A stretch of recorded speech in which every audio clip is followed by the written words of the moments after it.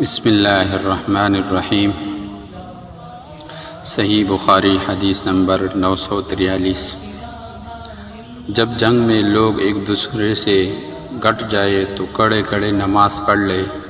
اور ابن عمر رضی اللہ تعالیٰ عنہ نے نبی کریم صلی اللہ علیہ وسلم سے اپنی روایت میں اضافہ اور کیا ہے کہ اگر کافر بہت سارے ہو کہ مسلمانوں کو دم نہ لینے دے تو کڑے کڑے اور سوار رہ کر جس طور ممکن ہو اشاروں سے ہی صحیح مگر نماز پڑھ لے۔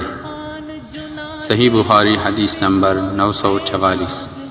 نبی کریم صلی اللہ علیہ وسلم کھڑے ہوئے اور دوسرے لوگ بھی آپ صلی اللہ علیہ وسلم کے اقتدار میں کھڑے ہوئے۔ حضور صلی اللہ علیہ وسلم نے تکبیر کہی تو لوگوں نے بھی تکبیر کہی۔ آپ صلی اللہ علیہ وسلم نے رکوع کیا تو لوگوں نے بھی آپ کے ساتھ رکوع کیا اور سجدہ کر لیا تھا، اور کڑے کڑے اپنے بھائیوں کی نگرانی کرتے رہے۔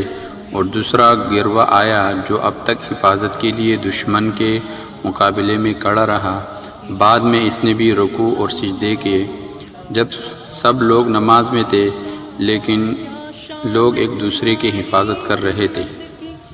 صحیح بخاری حدیث نمبر 945۔